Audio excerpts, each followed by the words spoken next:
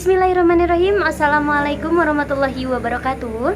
Innal hamdalillah nahmaduhu wa nasta'inu wa nastaghfiruh wa na'udzubillahi min syururi anfusina wa min sayyiati a'malina. May yahdihillahu fala mudhillalah wa may yudhlil fala hadiyalah. Asyhadu an la ilaha illallah wa asyhadu anna Muhammadan abduhu wa rasuluhu alladzi la nabiyya ba'da. Pertama-tama dan yang paling utama tentunya, marilah kita panjatkan puja-puji beserta syukur kita kehadirat Allah Subhanahu wa Ta'ala, yang mana berkat rahmatnya, berkat karunia-Nya, berkat hidayahnya, serta kesempatannya kita semua masih bisa berkumpul untuk mencari ilmu, untuk thalabul ilmu, meskipun dalam keadaan secara daring online, tetapi tidak mengurangi rasa syukur kita ke Allah Subhanahu wa Ta'ala, karena berkat kesempatannya kita masih diberi kesehatan. Alhamdulillah. Tak lupa juga salawat beriringan salam, marilah kita curah limpahkan kepada Nabi junjungan kita, yakni Nabi Muhammad SAW. Tak lupa juga kepada para keluarganya, sahabatnya, tabi'in, atba'ut tabi'atnya, dan semoga sampailah kepada kita selaku umatnya yang senantiasa mengikuti jejak langkahnya. Terima kasih kepada dosen kita tercinta, yakni Bapak Ahmad Munawwaruzaman SOS, yang telah membimbing kita, yang telah membersamai kita selama 1 semester ini. Semoga dengan ilmu yang diberikan Allah Subhanahu wa Ta'ala membalasnya dengan pahala yang berlipat ganda. Amin ya Allah ya Rabbal Alamin. Terima kasih juga kepada teman-teman yang saya cintai dan yang saya banggakan, karena telah membersamai kita juga dalam perjalanan kita menuju akhir semester, tentunya menuju akhir semester dari semester 4 ini. Semoga kita semuanya terus bersama. Amin ya Allah ya Rabbal Alamin. Baik, selanjutnya perkenalkan, saya Ersa Rosiana. Saya dari kelompok 3 materi lingkungan bisnis, budaya, dan kepemimpinan MSDM. Nah, kami dari kelompok 3 insya Allah akan mempresentasikan makalah yang telah kami buat. Adapun anggota-anggota dari kelompok 3, yang pertama ada Aulia Komara Rusdi, yang kedua ada saya sendiri Ersa Rosiana, yang ketiga ada Eva Nurul Mala, yang keempat Taufik Rahman, dan yang kelima ada Ahmad Syukur. Insya Allah langsung saja dalam kesempatan kali ini. Pembahasan pertama akan dijelaskan oleh saya sendiri. Nah, adapun bab 1 mengenai latar belakang masalah, rumusan masalah, serta tujuan pembahasan. Nah, latar belakang masalahnya, sumber daya manusia sangat dimanfaatkan di dalam sebuah perusahaan, di mana semua orang itu membutuhkan sumber daya manusia sebagai hal untuk mengambil dari setiap skill, kemampuan, ataupun kemampuan yang mereka punya. Adapun rumusan masalah yang kami buat, kami merumuskan, yang pertama adalah bagaimana lingkungan bisnis dalam perusahaan, yang kedua bagaimana budaya yang ada di perusahaan, dan yang ketiga bagaimana kode etik yang terjadi di perusahaan. Adapun tujuan dari pembuatan makalah ini, yang pertama adalah untuk memahami lingkungan bisnis di perusahaan, yang kedua untuk memahami budaya yang terjadi di perusahaan, dan yang ketiga untuk memahami kode etik yang terjadi di dalam suatu perusahaan. Langsung ke intinya. Yang pertama, pembahasan pertama itu mengenai lingkungan bisnis. Lingkungan bisnis sudah tidak asing lagi bagi kita, karena kita selalu saja mendengar apa itu lingkungan, apa itu bisnis. Nah, pada dasarnya lingkungan bisnis itu adalah nilai keseluruhan dari individu, institusi, maupun kekuatan lain yang berasal di luar kontrol perusahaan. Tapi perusahaan masih bisa bergantung pada mereka. Jadi, di dalam perusahaan itu sangat bergantung terhadap lingkungan bisnis, karena mereka itu sudah mampu mempengaruhi performa perusahaan dan keberlanjutan perusahaan. Nah, ada beberapa hal yang membentuk lingkungan bisnis. Nah, lingkungan bisnis ini bisa terbentuk karena adanya hal-hal sebagai berikut. Yang pertama adanya kompetitor, yang kedua adanya pemasok, yang ketiga adanya media atau alat, yang keempat adanya kelompok pelanggan, yang kelima ada pelanggan, kemudian pemerintah, kondisi pasar, kondisi ekonomi, teknologi, pemodal, tren, dan beberapa beberapa dan beragam pihak yang berasal dari luar perusahaan. Contoh sederhananya seperti ini, teman-teman.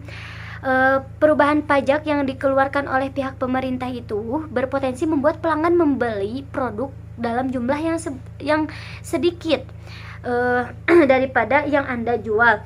Nah, dalam hal ini bisnis harus menetapkan kembali harga jualnya agar bisa keluar dari masalah tersebut. Nah, walaupun perusahaan memang tidak terlibat langsung dalam perubahan tersebut, tapi perusahaan juga masih harus beradaptasi agar tidak bisa bertahan atau memanfaatkan kesempatan yang ada agar bisa meraih keuntungan yang maksimal. Nah, yang pertama itu mengenai manfaat atau memahami lingkungan bisnis. Nah, memahami lingkungan bisnis ini harus menjadi prioritas utama para pemimpin perusahaan, karena hal ini itu memberikan dampak pada kesuksesan skala visi hingga strategi dalam pengembangan bisnis. Jadi kita itu harus memahami serta memanfaatkan lingkungan bisnis secara relevan, karena hal ini merupakan salah satu ataupun alat ataupun ajang dari kesuksesan dalam sebuah perusahaan. Nah, selanjutnya yang poin kedua adalah membantu mengidentifikasi peluang bisnis. Perlu diketahui bersama bahwa tidak seluruh perusahaan itu memiliki arti atau sifat yang negatif. Suatu perubahan bahkan bisa menjadi faktor utama keberhasilan jika bisa dipahami dan dievaluasi secara baik. Nah, jadi kalau dalam sebuah perusahaan bisa mengevaluasi serta mengidentifikasi peluang bisnis, insya Allah itu juga merupakan ajang serta alat dalam sebuah kesuksesan di sebuah perusahaan. Contoh sederhananya yaitu jika waktu dulu masyarakat Indonesia itu kesulitan untuk mendapatkan kendaraan seperti ojek, karena kan waktu dulu harus pergi dulu ke pangkalannya, tetapi dikarenakan sekarang sudah ada teknologi yang serba canggih, adanya handphone, jadi diadakannya sebuah aplikasi yang bernama Gojek, yang waktu dulu itu ketika seseorang ingin naik ojek itu harus pergi dulu ke pangkalan. Dikarenakan sekarang sudah ada Gojek, jadi kita tinggal pesan dan kita tinggal diam di tempat untuk ditemui oleh Gojek. Nah, selanjutnya adalah memanfaatkan sumber daya yang baik.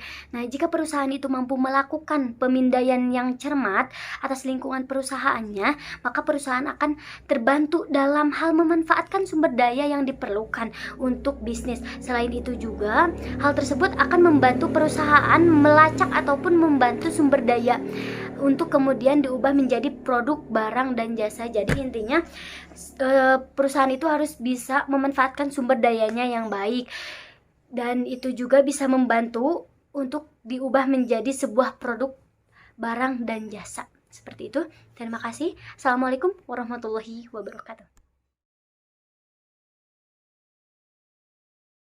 Bismillahirrahmanirrahim. Assalamualaikum warahmatullahi wabarakatuh. Di sini saya memperkenalkan, nama saya Taufik Rahman dengan NIM 011.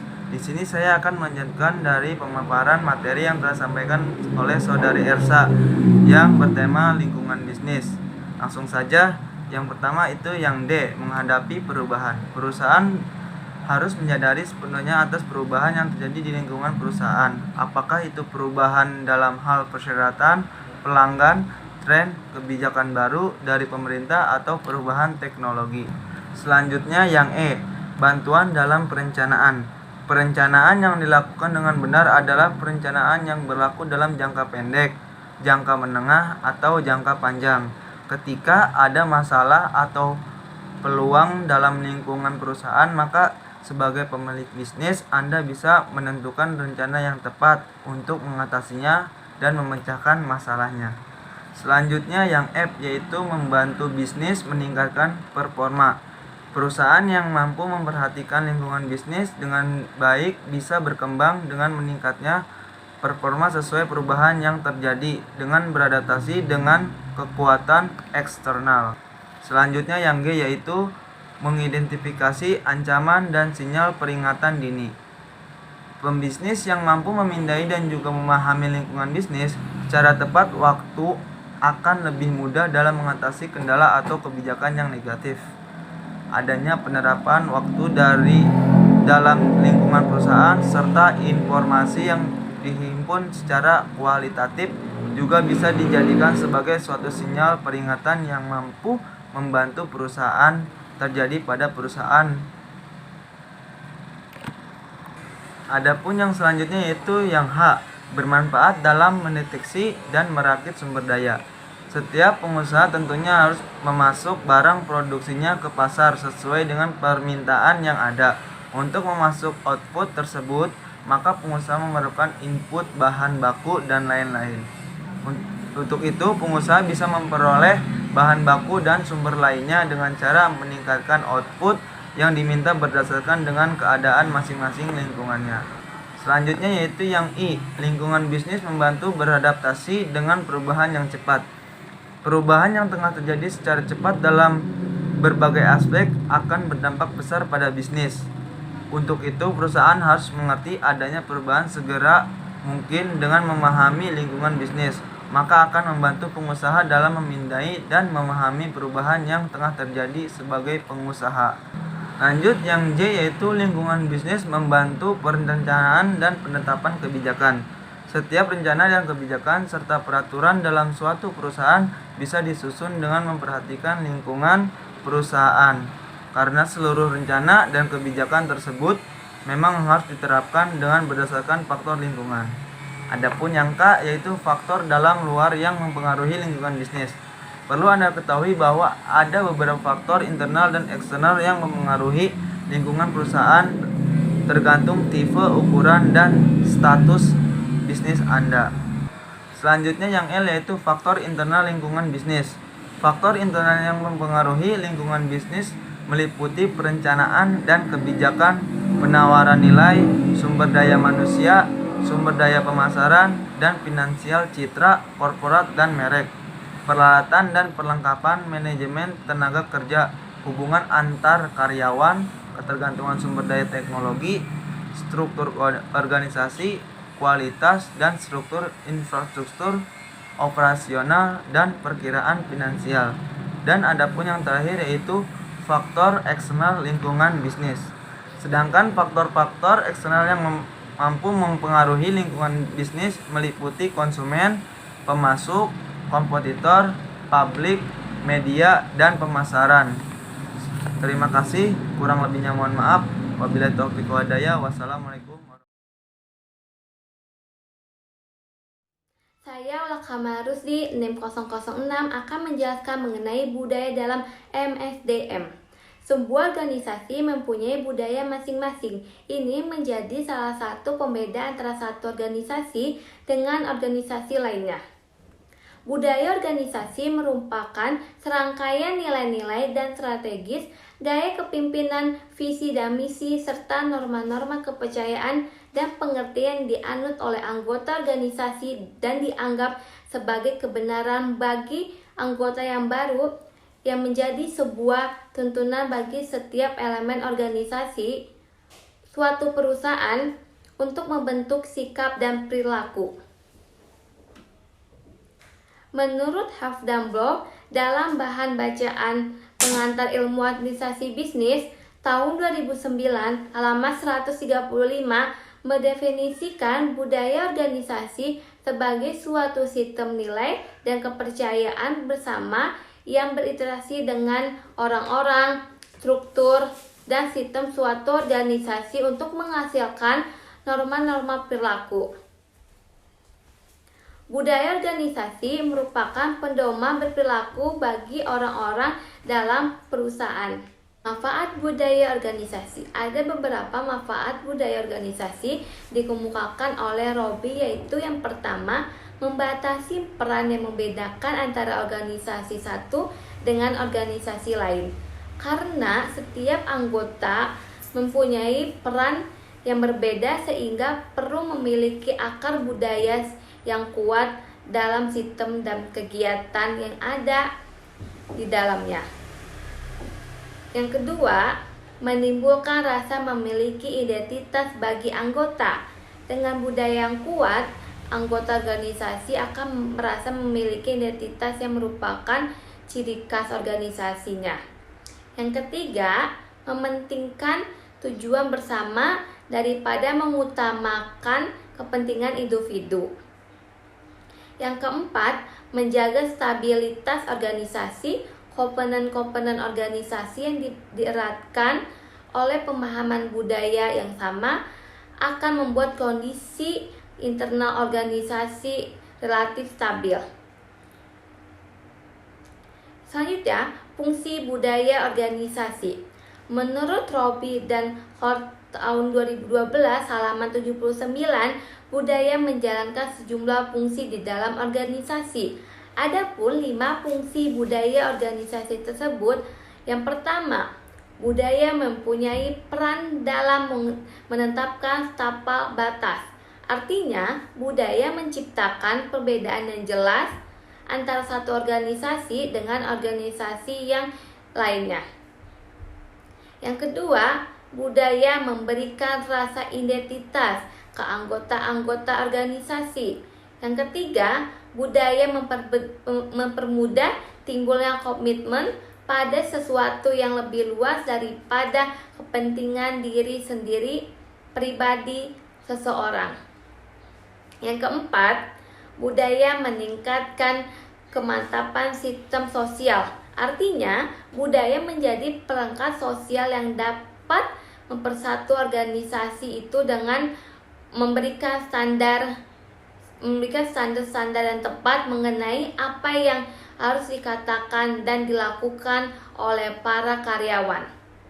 Yang kelima, budaya sebagai mekanisme pembuat makna dan mekanisme pengendalian yang memadu dan membentuk sikap serta perilaku para karyawan.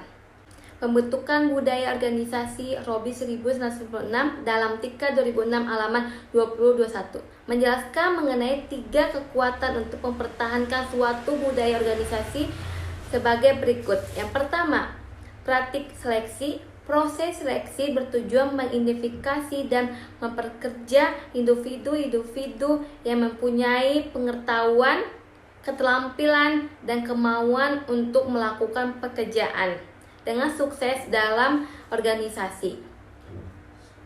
Yang kedua, manajemen puncak. Tindakan manajemen puncak mempunyai dampak besar pada budaya organisasi. Ucapan dan perilaku mereka dalam melaksanakan norma-norma sangat berpengaruh terhadap anggota organisasi. Yang ketiga, sosialisasi. Sosialisasi dimaksudkan agar para karyawan baru dapat menyesuaikan diri dengan budaya organisasi. Proses sosialisasi ini meliputi 3 tahap, yang itu pertama kedatangan, kedua pertemuan, dan ketiga morfosi.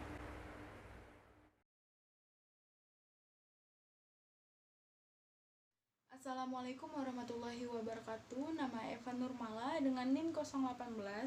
Di sini saya akan menjelaskan tentang kode etik dalam manajemen sumber daya manusia.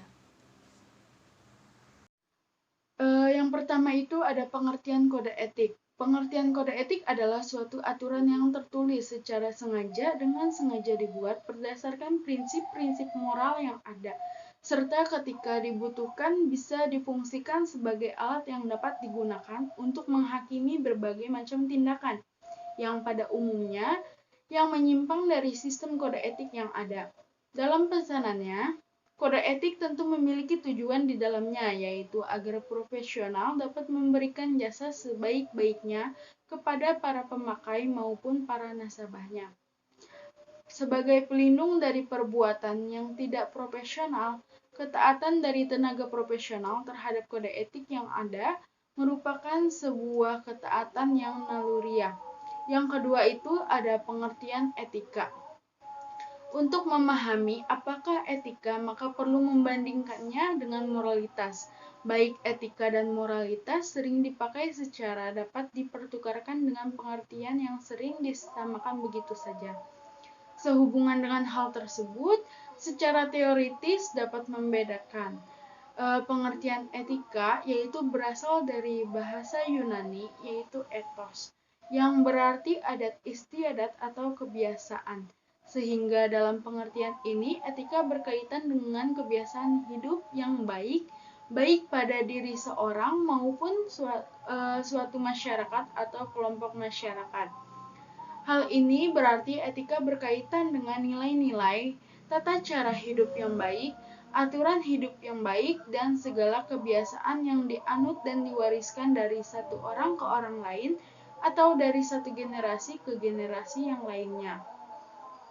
Pengertian tersebut relatif sama dengan moralitas, yang berasal dari bahasa Latin mos dalam bentuk jamaknya yaitu mores, berarti adat istiadat atau kebiasaan. Jadi pengertian secara umumnya etika dan moralitas sama-sama berarti sistem nilai tentang bagaimana manusia harus hidup baik sebagai manusia yang telah diinstitusionasikan dalam sebuah adat kebiasaan yang kemudian terwujud dalam pola perilaku yang konsisten dan berulang dalam kurun waktu yang lama, sebagaimana layaknya sebuah kebiasaan. Selanjutnya, perencanaan strategi konsep etika. Manajemen sumber daya manusia tidak hanya berperan sebagai penyusunan kode etik perusahaan. Merencanakan sumber daya manusia yang etis, yang mampu menciptakan nilai tambah ekonomi juga harus berperan sebagai perencanaan strategi.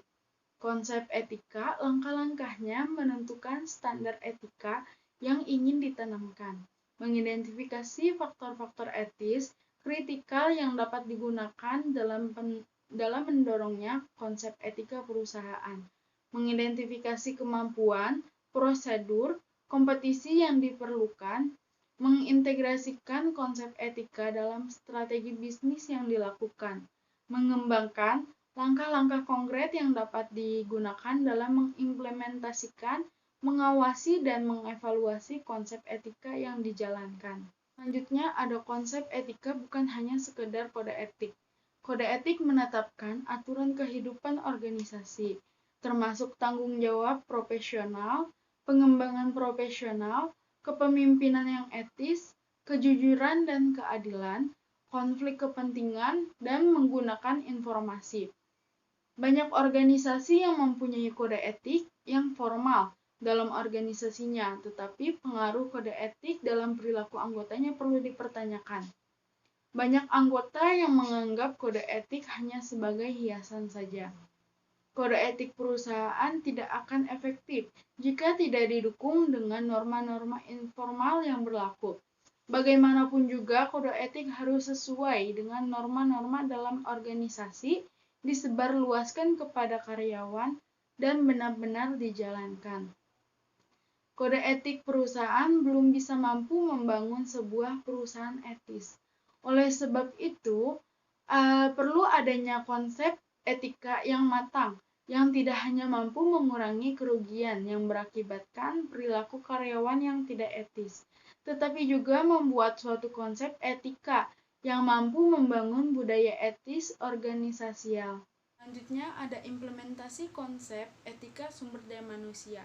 Manajemen sumber daya manusia, konsep etika dapat diimplementasikan dalam bentuk pengawasan organisasional yang didasarkan pada sosialisasi aturan-aturan, memonitor perilaku dan disiplin karyawan, mempengaruhi perilaku melalui pemberian hukuman bagi mereka yang sering melanggar etika. Penerapan yang terlalu kuat pada konsep etika yang berorientasi pada pemenuhan etika tersebut mempunyai akibat yang kurang baik pada outcome yang dihasilkan, karena perhatian karyawan akan bertumpu pada usaha-usaha untuk menghindari hukuman saja.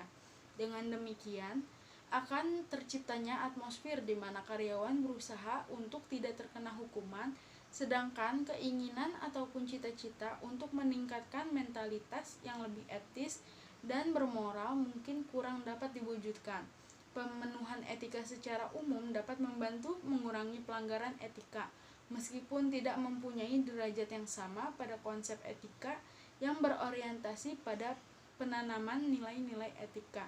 Tujuan utama dalam konsep penanaman nilai-nilai etika ini bukan untuk kedisiplinan, tetapi lebih pada usaha-usaha untuk meningkatkan kepedulian karyawan terhadap pengembangan nilai-nilai etika yang lebih berarti. Selanjutnya, hak-hak yang harus dipenuhi seorang karyawan agar konsep etika dapat menghasilkan keputusan yang etis. Setiap level manajemen sumber daya manusia adalah yang pertama itu ada hak atas pekerjaan. Kerja merupakan hak asasi manusia karena dengan hak akan hidup. Yang kedua itu ada hak atas upah yang adil sehingga tidak ada diskriminatif dalam pemberian upah. Yang ketiga ada hak untuk berserikat dan berkumpul, dapat menjadi media advokasi bagi pekerja. Yang keempat, ada hak untuk perlindungan keamanan dan kesehatan. Yang kelima, ada hak untuk diproses hukum secara sah, hak untuk diperlakukan sama. Yang keenam, ada hak atas rahasia pribadi. Yang ketujuh, ada hak atas kebebasan suara hati. Nah, walaupun hak-hak para pekerja telah dipenuhi, kadang terjadi suatu permasalahan-permasalahan yang dialami oleh para pekerja, yaitu kolusi bentuk penyogokan yang terjadi pada calon karyawan yang ingin naik jabatan atau promosi jabatan. Mungkin cukup sekian yang dapat saya sampaikan. Saya Eva Nurmala. Wassalamualaikum warahmatullahi wabarakatuh.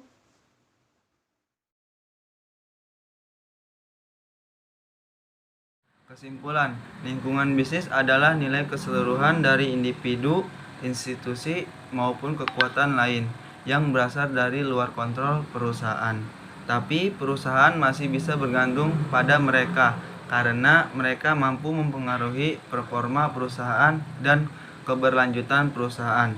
Beberapa hal yang membentuk lingkungan bisnis adalah kompetitor, pemasok, media, kelompok, pelanggan-pelanggan, pemerintah, kondisi pasar, kondisi ekonomi, teknologi, pemodal, tren, dan beragam pihak lain yang berasal dari luar perusahaan. Sebuah perusahaan mempunyai budaya masing-masing. Ini menjadi salah satu pembeda antara satu perusahaan dengan perusahaan lainnya. Budaya sebuah perusahaan ada yang sesuai dengan anggota atau karyawan baru. Ada juga yang tidak sesuai sehingga anggota dan karyawan yang tidak sesuai dengan budaya organisasi tersebut harus dapat menyelesaikan dengan organisasi tersebut. Manajemen sumber daya manusia sangat dibutuhkan oleh organisasi ataupun perusahaan baik dalam segi pemerintah maupun swasta. Dan dalam MSDM tidak hanya mengedepankan kode etik, tetapi etika yang dikedepankannya. Hal tersebut sangat penting dengan bukti-bukti atau norma dan nilai yang telah ditetapkan oleh MSDM. Mungkin cukup sekian pemaparannya. Wabillahi taufiq wal hidayah. Wassalamualaikum warahmatullahi wabarakatuh. Terima kasih.